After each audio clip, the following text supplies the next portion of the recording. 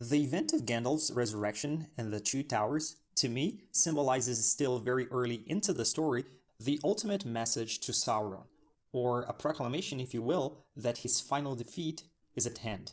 And so, I would like to take you through with me in exploring the deep themes of The Lord of the Rings in this latest episode of I Got a Channel, which is titled A Slap in the Face of Evil. I would also like to make a disclaimer, since my primary goal with the channel is to celebrate film, I will be referring to Peter Jackson's trilogy of films only. I will not cross-reference it with the much more expensive lore of the Lord of the Rings books, at least not for this one. So let's talk entertainment.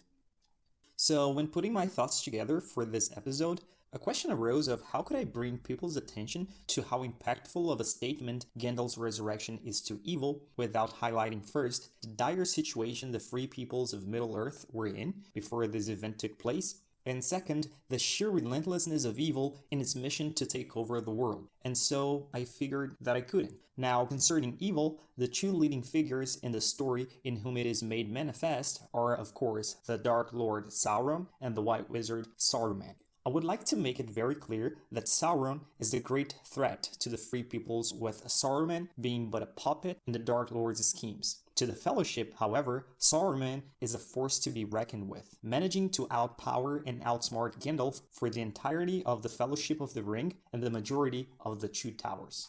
To begin with, we all remember that in his confrontation against Gandalf in the Tower of Orthanc, Saruman came out victorious, and he even imprisoned the Great Wizard for a short time before the Eagles came to rescue.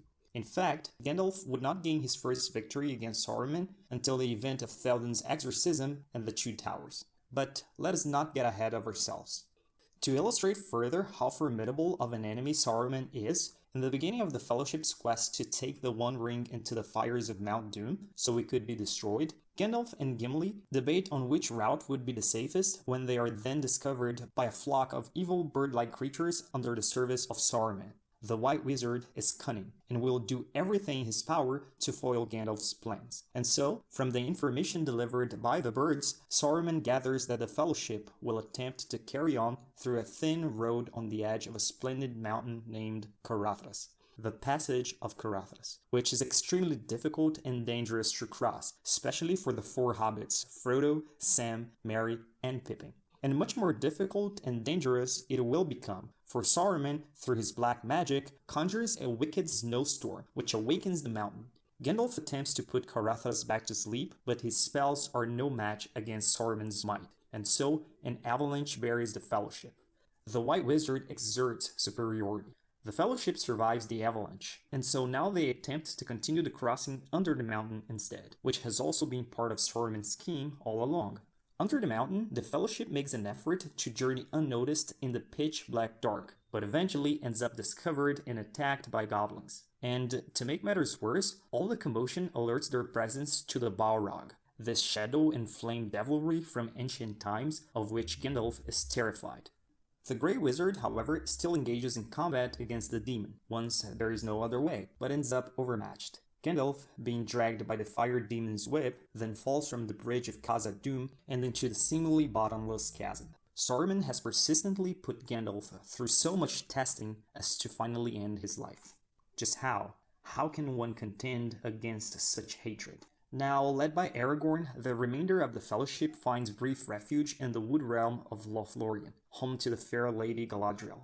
Still, they must continue. They sail down the river Anduin and set up camp on its western shore. It is then that Boromir gives into temptation as he attempts to steal the One Ring from Frodo, but fails. At the same time, a party of Saruman's Uruk-hai finds the Fellowship's whereabouts. Boromir is then killed, Merry and Pippin are taken captive, but Frodo and Sam manage to escape and continue on the journey into Mordor, whilst Aragorn, Legolas, and Gimli go hunt the Uruk-hai for Merry and Pippin. And that is the ending, at least for now.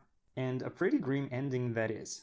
The Fellowship's broken, they have failed miserably concerning their mission of safeguarding Frodo, and even though Frodo and Sam still carried on, the likelihood of their succeeding on their own, up until now, comes down to none.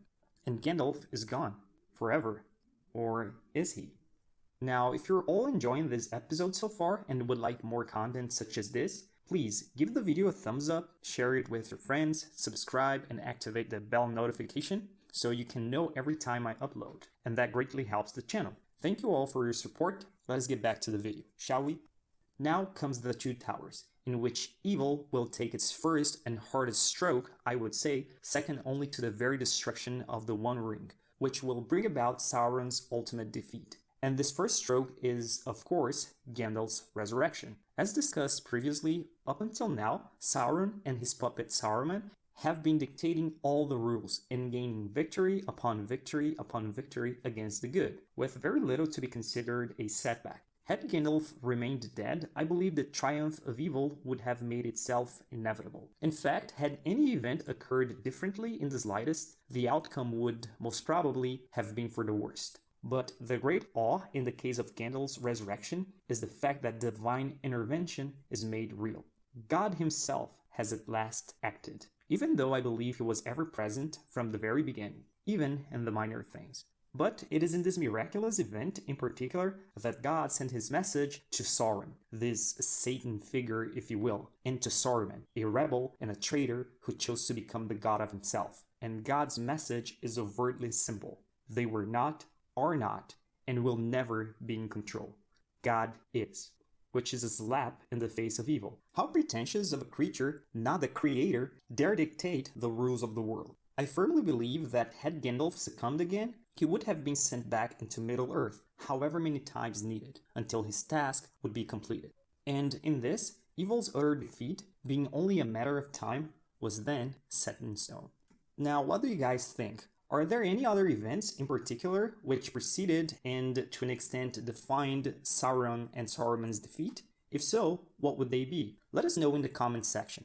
Thank you all once more for your attention. I truly hope you enjoyed my thoughts. My name is Robson Mora, and you all have a wonderful time.